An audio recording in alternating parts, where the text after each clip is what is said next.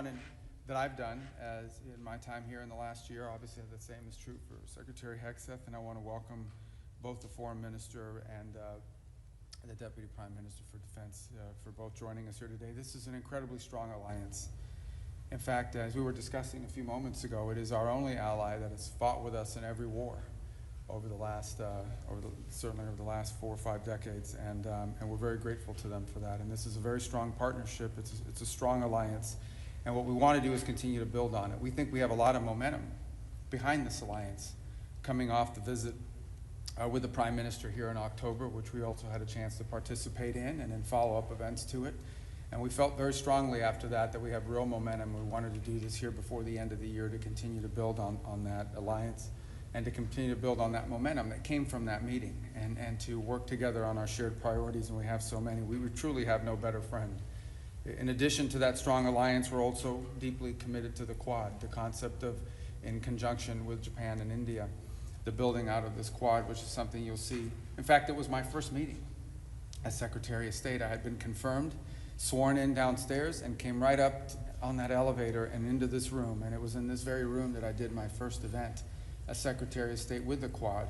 And we look forward to, we think we've had at least 3 meetings this year, if I recall correctly, and we'll continue to build on that in the year to come. We look to do more of those. So we have a lot of things we've worked together on at the direction of the President. AUKUS is full steam ahead, as he said, and I know the Department of War, Secretary Hegseth will discuss that further, has conducted a review, which it's a review about how we can expand this relationship, about how to build on it, so that it can be about many things. And I know we've also signed a landmark critical mineral framework agreement. This is something we share in common, not just with Australia, but with many of our allies around the world, the desire to diversify supply chains, and the belief that in order for us to be able to do anything, whether it's defend our countries, defend our allies, or defend each other, but also to build our economies and to prosper as economies, we have to have critical mineral supplies and supply chains that are reliable and that are diverse and not overly invested in one place where they can be used as leverage against us or our partners of the world. And so this is something that you'll find the U.S. and Australia working very closely on, and it's at the cornerstone of everything we plan to do together in the months and years to come. So I want to welcome you to Washington. Thank you for joining us and agreeing to doing it here at the end of this year. I know it's you have many other obligations and places you're going to be traveling quite extensively in the days to come as well, so we're very grateful that you were willing to come here and join us, and we look forward to reciprocating in the new year by visiting you in Australia, as I look forward to. And it's one of my, I actually have never been, and I need to go.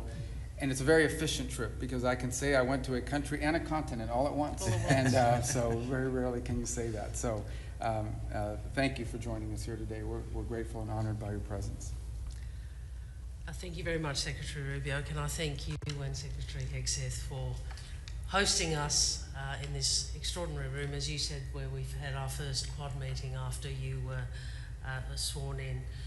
We're really, Richard and I are so happy to be here, so honoured to participate in another AUSMIN meeting and to build on the very successful meeting between the President and the Prime Minister, and including the historic critical minerals deal that they delivered. AUSMIN was established, that is this meeting was established under President Ronald Reagan and Prime Minister Bob Hawke. And in 1985, President Reagan spoke of our common defence of freedom from the First and Second World Wars and said, "All this has nurtured the bonds of friendship between our two peoples. Today, the United States and Australia as much as ever rely on each other." That remains true today, and as Secretary Rubio said, Australian soldiers have fought beside American troops in every major battle since World War I, and we continue to rely on each other. Not just our servicemen and women, whom we thank for their service, but all our people. And that's because the work we do together is indispensable to a peaceful, stable and prosperous Indo-Pacific. And this is something Secretary Rubio has spoken so eloquently about. The United States is our principal ally and our principal strategic partner, and together we navigate volatility, we invest in each other, we invest in the region's security, and we boost each other's prosperity, whether that's through investment in critical minerals, critical technology, Australian superannuation, or of course AUKUS. Australia's approach to the alliance has always been to work to ensure it delivers concrete benefits for our security and prosperity and for that of the United States. And AUKUS is central to that, a win for Australia, a win for the US and a win for the United Kingdom. And we welcome President Trump's statement, we are full steam ahead. We are full steam ahead. So we look forward very much to these consultations today. Very happy to be here in Washington. We'd also, Secretary Rubio, be very honoured to welcome you to Australia when you are able to come. So thank you again for hosting us. We look forward to the discussions. All right. Secretary Rubio, thank you for hosting us. Deputy Prime Minister Marles, we've seen each other often, and we will continue to inform Minister Wong. Thank you for being here. It was mentioned, this is the 40th year of AUSMIN, 1985, and it's not lost on any of us the depth of the friendship our two countries have had and our militaries have had for quite some time.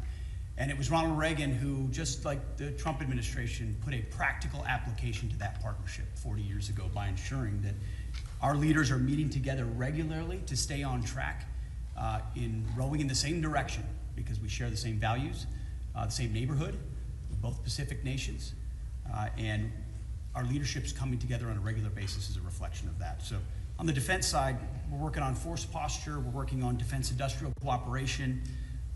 First on force posture initiatives, we're upgrading infrastructure on air bases in Queensland and the Northern Territory. That allows for additional US bomber rotations. We're upgrading logistics and infrastructure in Darwin, so more US Marines can do rotational deployments and pre-positioning MV-22 Ospreys. This establishes new and resilient logistics networks across Australia. We're deepening our cooperation on the defense industrial base, cooperation on guided weapons production and lethal capabilities, 2-year roadmaps on Australia's guided weapons and explosive ordnance enterprise, groundbreaking cooperative actions on things like GMLRS, guided missile launch rocket systems and precision strike missiles. And we're working toward co-production and co-sustainment of hypersonic attack cruise missiles. Co-sustainment, air-to-air missiles, cooperative programs across the board, including Mark 54 torpedoes. We're also building on the historic framework and critical minerals cooperation that's been mentioned already by President Trump and Prime Minister Albanese, signed in October. Critical minerals and rare earths are a huge part of ensuring both countries can operate the way we need to in that region and around the world. And finally, as we move, as was mentioned, full steam ahead on AUKUS, we applaud Australia's upcoming delivery of an additional $1 billion to help expand US submarine production capacity. We're strengthening AUKUS so that it works for America, for Australia, and for the UK. There's a lot we're going to do together in the months ahead.